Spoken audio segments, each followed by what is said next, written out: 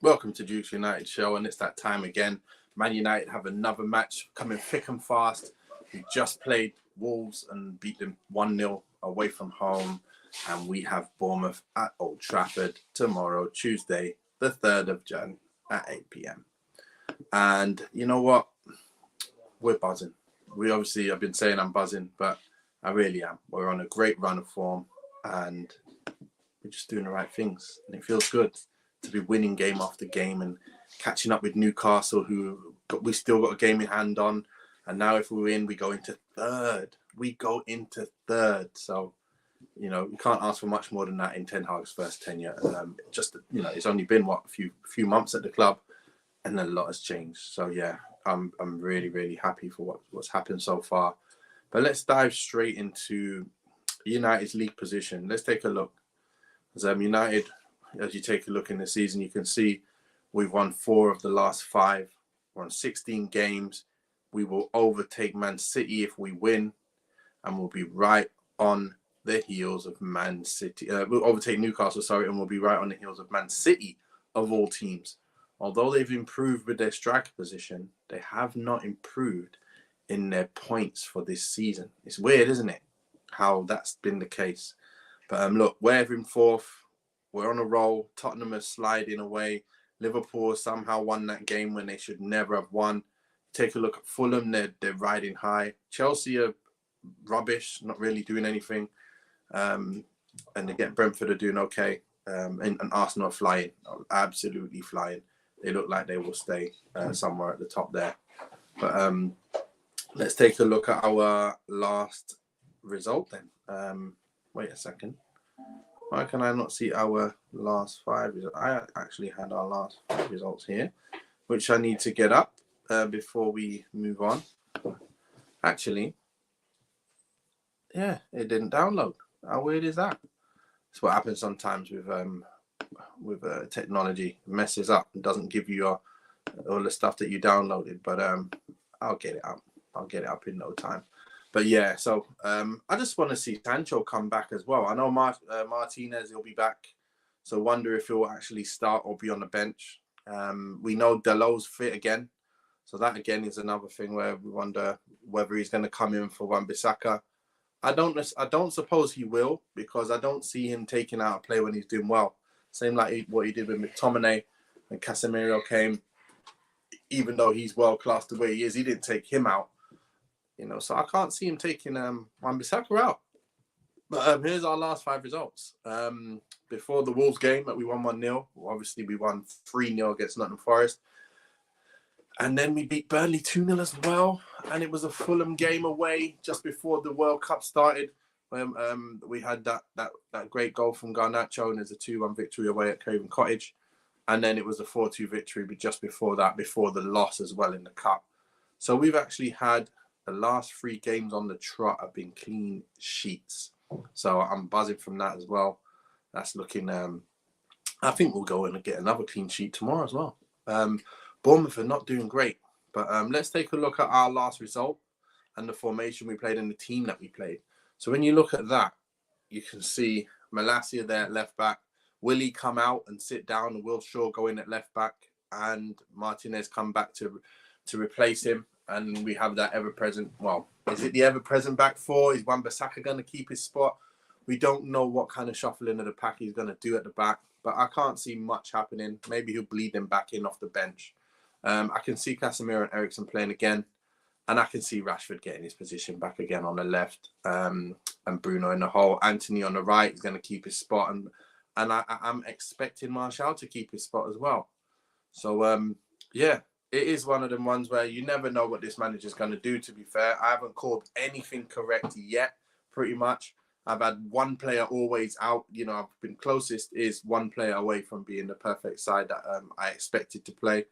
So I don't even know what I'm going to go with. I'm going to try and stick with the same starting lineup apart from Rashford. I think that will happen.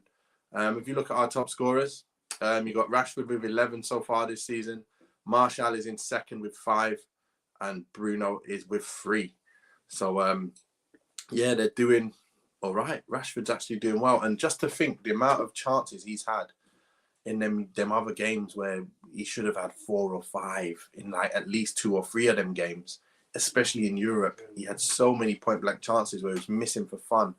Him and Nunes have been missing quite a bit. And if they were really, really clinical, they would be up there with Haaland, to be fair. Obviously not with him, but maybe just behind him. But yeah, that shows how good and how clinical and how efficient Haaland is. But again, is it at the detriment of Man City winning the league? We don't know.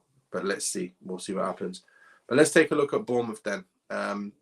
Bournemouth, they're sitting in 15th position. So they're doing better than Wolves. But that's what's weird, because Wolves play actually good football. And Bournemouth are struggling right now. They've got, minus 18 goal difference. So they got worse goal difference. They've scored more than Wolves. That's a weird one. But again, they're expected to be down there. They've got 4 wins, 9 losses out of 17 games. And their last 5 games, they've lost 3 of them. They've only won the 1. So let's take a look at the games that they were. And funnily enough, it's not even here. Is it here? Is this the one? No, it isn't. It's come up wrong once again. Let's get this up. We'll find it. I'm sure it is this one. There it is. Yeah, for some reason it didn't load up, but I'll get it up. Give us 2 seconds. It should be there. We do know the last result, though. The last result, they did lose 1-0. And look at the formation they play. 5-3-2 they played. So we're going to come up against that low block once again. It's not going to be nice, but we're going to have to handle it. And Solanke, Kiefer Moore, and Billing are their main scorers. And they do quite a good job, to be fair. But again, a good job for where they are in the position they're in. If you look at their last 5 results, you can see, way back in October, they lost 3-2 to Spurs. I'm sure they were 2-0 up in that game as well. And they actually lost a mad thriller against Leeds, 4-3. They battered Everton 3-0. That was their last win. And their last 2 games have been 2-0 losses. So they haven't scored in their last 2 games. And they're struggling. Their last 3 games, wait a minute. No, Palace was the last game, sorry. And they didn't even get a goal there at home. So, for Palace to be able to go there and get 3 points and a 2-0 victory, we're doing bits at the moment. So I expect us to go and do a lot better than that. If you look at the last result, once again, 5-3-2, a loss at home to Palace. 5 at the back, they're not really going to have much going forward either. So I don't think we're going to worry too much about, the fullbacks not pushing on. You don't want them to stay back while attacking. I'm not playing FIFA here, but, that's what we're going to do. Just send them on the attack, send them down, send Malacia down or Shaw down there. I think Shaw's actually loving that centre-back position. You don't have to do as much high-pace running, should I say. I think he was saying the other day, yeah, funnily enough, you do actually have to do a lot of running at centre-back. But, the overlaps, I think it's the overlaps where you don't have to run. It's something you don't have to react to, isn't it? It's something you have to be proactive with when it comes to overlapping. But when it comes to centre-back, you have to react to what the strikers are doing. So it's a little bit different. But if you take a look at their goal scorers, you've got Kiefer Moore, who's on 4. He's a Welsh international. And then you've got Philip Billing, he's a midfielder. He's got 4 as well. And Dominic Solanke, the ex-Liverpool striker, who's playing in the Premier, not really hitting the heights, which some people thought he would. But again, he's on 3. So it's not hitting, it's not firing on all cylinders, but, that's where they're at the moment. And we have to take care of business. Simple as that. So let's talk about what we're going to do here. I believe Man United are going to pick De Gea, centre-back. De Gea in goal. I think Wan-Bissaka is going to keep his spot at right back. Let's get over here. Let's get over to the side here. I think Wan-Bissaka is going to keep his spot at right back. I think Varane plays once again. You know what? I think he's going to put Malacia back in. I think Malacia comes straight back in there. I'm going to go with Malacia in there. I can't see him keeping Malacia. Martinez. What am I saying? And then you got Shaw coming at left back. I'm going to go with Casemiro, Eriksen, and Bruno in midfield. The ever-present three. And then I'm going to go with Anthony, of course, who has to pick up his game, as I've been saying already before. He needs to pick up that game because his end product is not there. It's not there. And someone who's one-footed needs that one foot to be absolutely special. And at the moment, it's mediocre. That left foot is mediocre.